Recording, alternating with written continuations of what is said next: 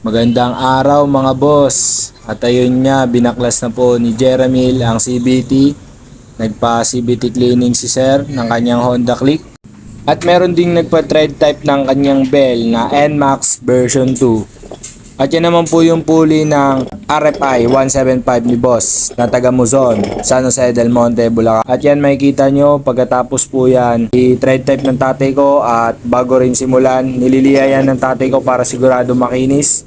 At nilalagay ng kaunting langis para hindi malakas makasira ng talim. Yan sinimulan na nga. Sa mga nagtatanong, ito po ay nakakatulong sa pagkapit ng clutch lining natin.